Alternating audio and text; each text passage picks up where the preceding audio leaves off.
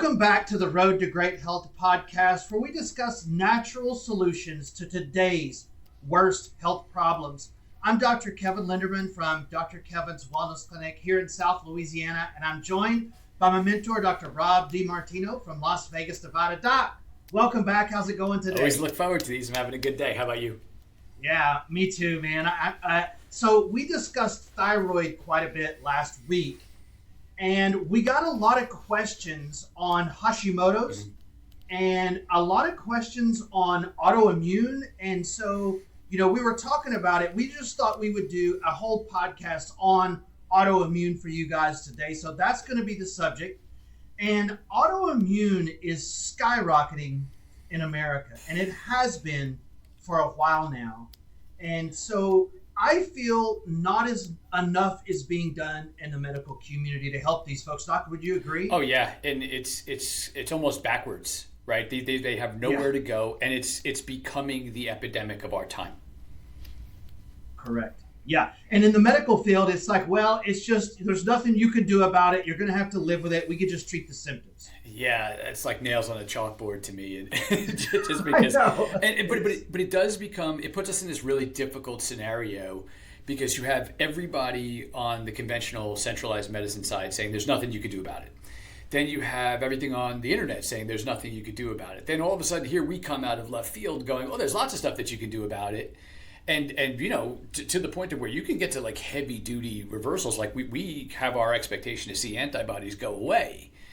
And right. So now here we come out of left field saying these things, and it's like, well, immediately everybody's BS meter goes like flying off. And I get it, especially in today's world where we're in this like giant trust desert where everybody's got an opinion. Right.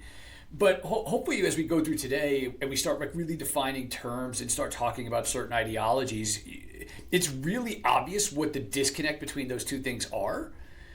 And once you know that, you can't unsee it. But it's not getting talked about nearly enough, and that was probably why we got so many questions around the whole Hashimoto's autoimmune thing. Yeah, I was talking to a patient just yesterday about this, and I was like, our expectation is these antibodies go away. And, their BS meter, of course, went up, and they're like, that's not possible. Well, let me show you one. Yeah. Here's an example of a patient just this week that we had antibodies go away.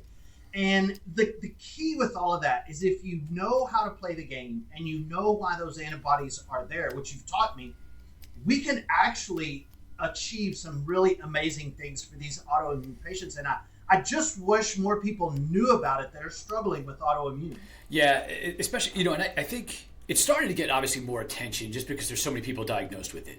But it doesn't even really get its due attention because obviously, neurological problems are exploding. Heart disease is still the number one killer of Americans. Cancer is obviously exploding. They're saying by 2030, 1 in 2 people will have cancers. And what we have to understand too is cancer is just a long-term autoimmune disease, right? And I know I get all kinds of hell for that online where people are like, that's not true. He's just trying to scare you. Google it. People with autoimmune diseases get significantly higher rates of cancer, right? These are immune system disorders, both of them, right? So you definitely get that. But they tend to look at all the immune system disorders separately, right? So when they give you the cancer numbers, they're one big group of cancer numbers. But then autoimmune is, well, you got Hashi here, and you got lupus there, and you got rheumatoid here, and you have psoriasis there, and you have multiple sclerosis here. If they took all of those and put them into one big chunk, you go to the top of the list. Oh, yeah. So it's just by the way that they look at it that, obviously the general public is looking for it when they call in. It's like number one thing that people are asking about. But the numbers don't always necessarily support it. But it's because they're doing it in pieces where they're not looking at cancers as like, prostate cancer, breast cancer, brain cancer. They don't chunk them. It's one big number. They don't do that with autoimmune. Right. That makes perfect sense. And maybe they should. And it would probably scare the general public if they looked at the rates of people that develop autoimmune disease in 2025. I mean, it is really wild how many people have these, and not even just the listed autoimmune diseases, but the diseases that have an autoimmune component to them, like endometriosis or psoriasis. There's well over 100 now. There's well over 100, close to, before it was a rare thing. Now we're well over 100 diseases that are either primary or, like you said, secondary, have some sort of component that is autoimmune.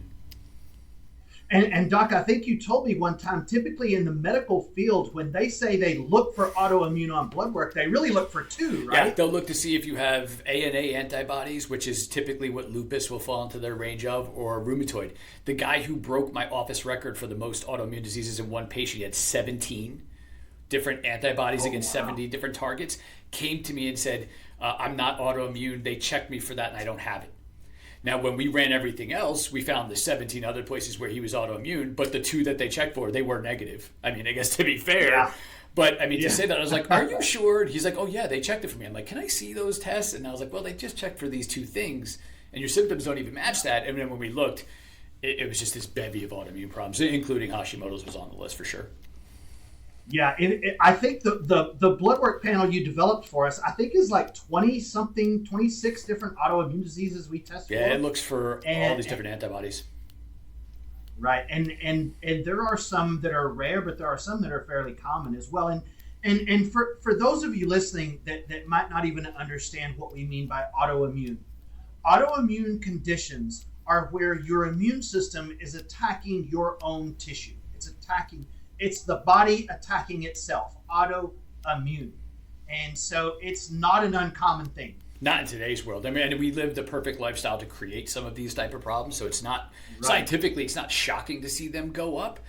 But like we'll get into here in just a little bit, in ideology is so much of the confusion around it is that when we use terms like attacking, which is again what you're going to see when you look online, it's just using the wrong words. You know, I'm big on words. I think words are important of the way we use them. I think that's the general disconnect because you got the doctors telling them, oh, you're attacking, your body's stupid and attacking itself. Right. And when we start to really define those things, you know, I don't know if you want to get to that yet, but that's kind of, I think, really where once you start reframing those things, it becomes painfully obvious. But then it also becomes painfully obvious by what they do doesn't work. Right.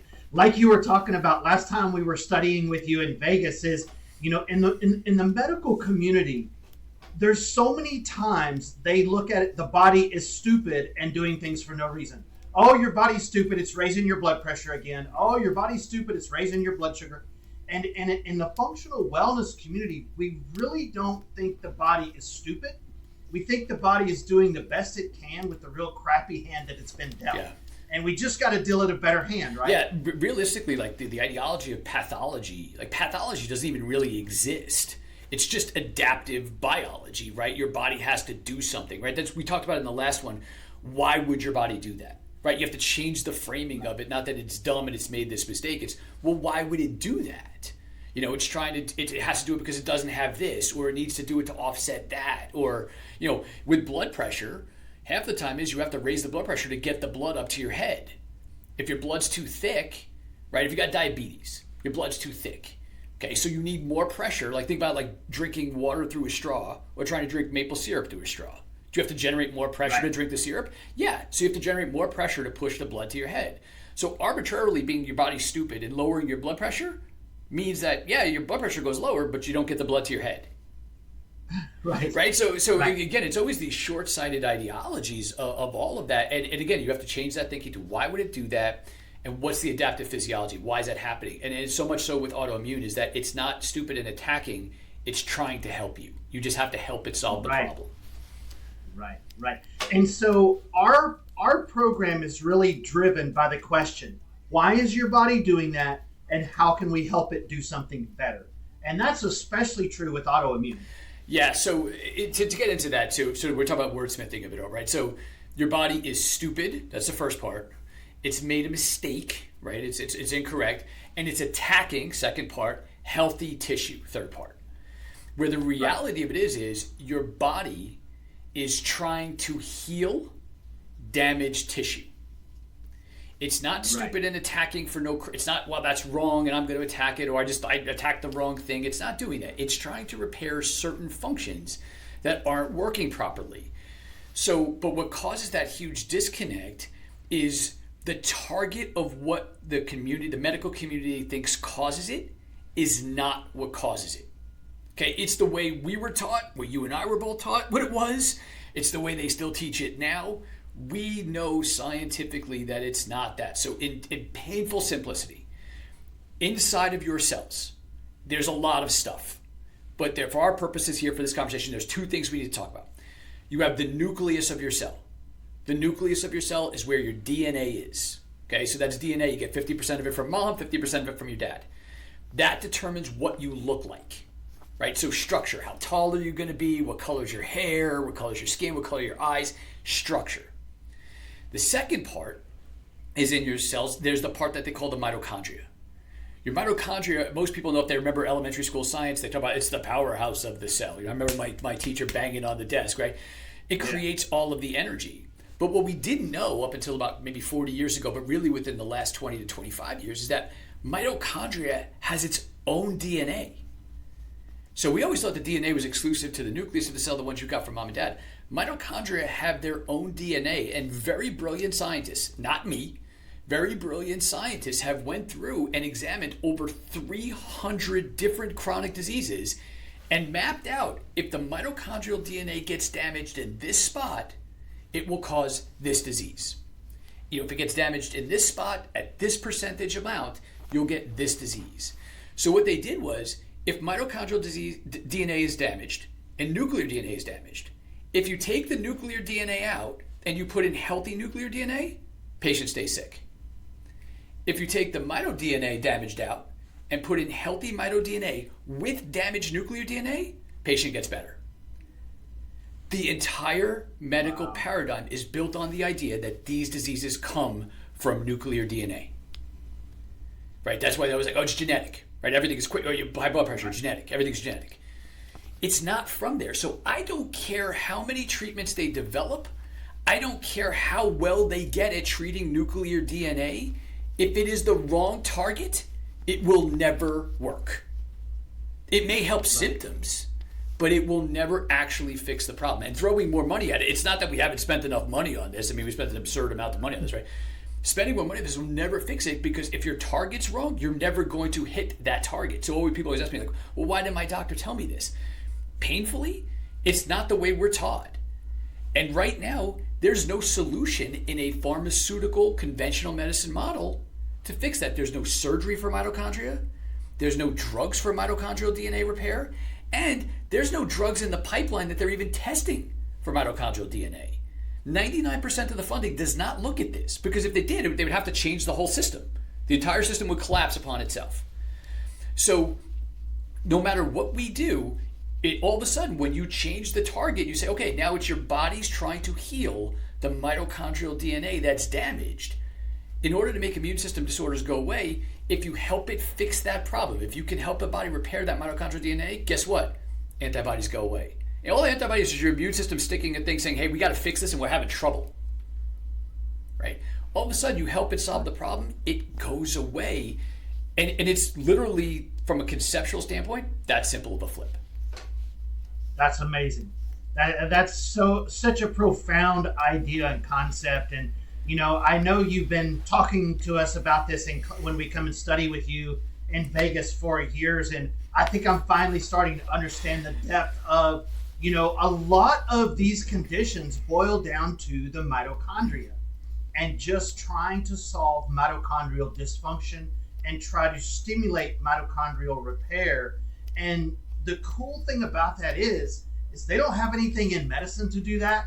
We have lots of things to do that in the functional medicine, functional wellness field. We do, and that's why I said it's no matter how people say, well, I'm going to go back to my doctor and ask him about this. I'm like, look, you can, but at the end of the day, even if they say, wow, that's absolutely correct, it doesn't mean that then they have a solution, because if it's in that tool bag of pharmaceuticals or surgicals, there's just nothing there. And to be really bold and ruffle some feathers, I've had issue with natural medicine doctors as well within this, because when it comes down to this, a lot of the times they just pitch the solution of, well, we just give vitamins, right? It's a nutritional thing. And I will tell you, there is a percentage of time that will work. But think of mitochondria like an engine, right? Like your car engine. Does it need fuel? Yes, it does. Of course it needs fuel, right? Your car doesn't run without gasoline, right? You need some fuel. But the vast majority of these autoimmune problems, and I'm going to tell you that's probably around 66% to about 88% of these people, they have a structural problem with their mitochondria. the structure is damaged. It is not a fuel problem. So in my car analogy, no one's going to have their check engine light come on and be like, oh, I know how to fix this. I'm going to go to the gas station and spend more money on more expensive gasoline. Right? It's not a fuel problem if your check engine light comes on. It's a structural problem with your engine. You got to take it to an expert, and then your mechanic fixes the engine. Now, there are some people who are putting the wrong fuel in their engine. So we do agree, like premium fuel in a premium engine is a smart idea. But even a subpar engine will work with subpar fuel. A fantastic engine will work with subpar fuel. But premium fuel will never fix a broken engine. And that's where so many people with autoimmune disease get frustrated and stuck when they enter into the functional medicine world, because they just get bags of supplements, and maybe it takes some of the edge off, same way the medications does. Maybe it helps a little bit, but it doesn't solve the problem. A lot of functional medicine doctors that I learned from in the beginning of my career told me, oh, that can't go away. I was like, that doesn't make sense. Like, the body can heal. Like, why can't that go away? It's because it wasn't a chemical fuel problem. It was a structural problem. So you need to have tools to be able to fix both. Truth be told, people are like, well, I fixed mine with diet. Yeah, I know. That's why you never called me, because you never had to get there. I always tell people, try that first. Don't call me first. Try that first. But if it's a structural problem, again, it's like a pinched nerve. No one's going to say, I'm going to take this vitamin and it's going to stop this nerve from getting crushed. Right? It's an illogical concept. So we have to be able to fix the structure of it. This isn't purely always a nutritional problem. Are there nutritional considerations? Yes. Is it at its core a nutritional problem? The vast majority of the time, the answer is no. Yeah, and that's so fascinating. And our patients a lot of times come in and expect us to give them this magic supplement they've been looking for this whole time, or this one magic diet or something that's just going to change things, because that's easy. It's easy to buy a special supplement and fix it. But to truly repair mitochondrial function, it's not easy or quick, but it's the only true pathway out of solving these type of complex autoimmune conditions, or at least giving us the best chance of doing that. And so patients are always like, okay, well, what about my diet? Well, we'll get to that. Let's do this first. Whoa, aren't you going to give me this magic supplement? We'll get to that. Let's take care of your, trying to repair your mitochondrial DNA first. And then as we see the engine gets better, then we'll talk about the premium fuel. And that's really what sets your program, which I've been studying under for 12 years now. That's what makes your program different from everybody else. Yeah, and again, I think we tend to look towards that because it's what is normal. It's what expected, right? We do everything in a chemical model, right? You with pharmaceuticals, right? There are chemical models, but we know this. It fails the science test. Hopefully, we explained that part, but it fails the logic test. I sat with this couple. They were adorable. They held hands like the whole consult. They were teasing each other. And she had autoimmune disease, and they were like laughing about some sort of inside joke that I wasn't a part of. I'm just hoping I wasn't I wasn't the joke, right? But they're laughing about it. And she's like, I'm sorry, doc, we don't mean to be rude, but my husband always tells me I should follow his cheeseburger, beer, and smoking diet. Because that's what he does. And he's got no problems. Meanwhile, she's like, I work out. I watch every stitch of food that goes in my mouth. I watch everything that I eat is organic. And meanwhile, I got a list of problems as long as the page that we wrote out, and he's fine. And he even said to me, he's like, doc, like, what's the deal with that? Like, how do you like rectify that? I was like, oh man, it's pretty simple. Your engines are good. They can get away with crappy fuel. Now, maybe not forever, but they'll get away with it. Your engines aren't good, so no matter how much premium fuel you put in there, you're not going to get away with it. You have a structural problem that has to be repaired. And over the years, I've reflected back and think how many people would sit with me and be like, I changed my diet. And they know people who eat 10 times worse than they do. They know people who smoke and they live till 90. And they can't rectify, like, what is that? Like, how did that work? Right now, as we sit here, there are 10 diseases that are caused by nutritional deficiencies. Right? So, like, if you don't get enough vitamin D, you get rickets. You don't get enough vitamin C, you get scurvy. We don't have too much scurvy anymore. There's not that many pirates. But, when I would say, when I first started training this 25 years ago, I would say, well, what causes Hashimoto's? It's a nutritional deficiency. Cool. Which one? Well, it depends. It depends on what? Well, it depends on the person. Okay. Or it's a toxin. What toxin? Well, it depends. Why does it depend on the person? So how can we play this game of cause and effect? This cause, this effect. if we can't say, and it depends on the person, that's not only unscientific, it's completely illogical. But now we can say, if you damage your mitochondria in this place and it gets to 30% damage, you will get diabetes. If you damage it in this place and it gets to 70%, you'll get Alzheimer's. If you damage it in this place and you get to 50%, you're going to get neuromuscular disease, whatever it is. They've mapped this out. We can say that specifically. So, and the complex medical term for that is what they call heteroplasmy. Heteroplasmy is the 15-cent word that they coined out because we can't make anything easy. That means that. But it fails science and it fails logic, but it doesn't if you actually know what the true cause is. Interesting, yeah.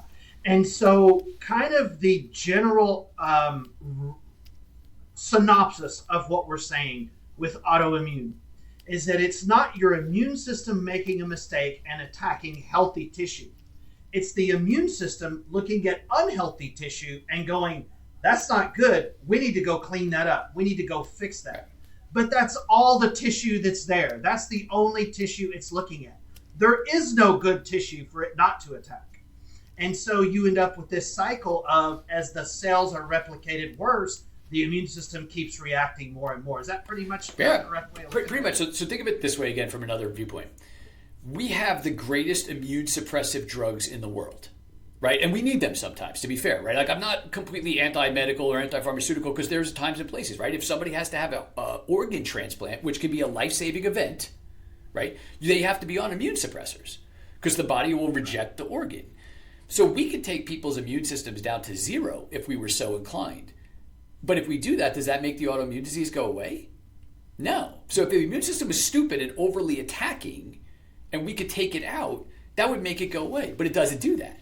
In fact, it actually typically makes it worse. The person feels better because there's no attacking.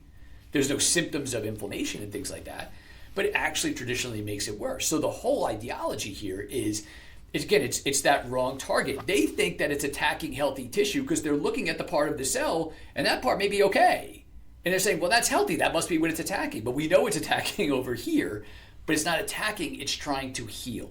This is a healing response. It's not stupid. It's trying to fix it. The only reason we think it's stupid is because we think it's attacking that, and that's healthy, but it's trying to fix that, but that's unhealthy, but we're not looking there. So it's kind of like the magician with the sleight of hand.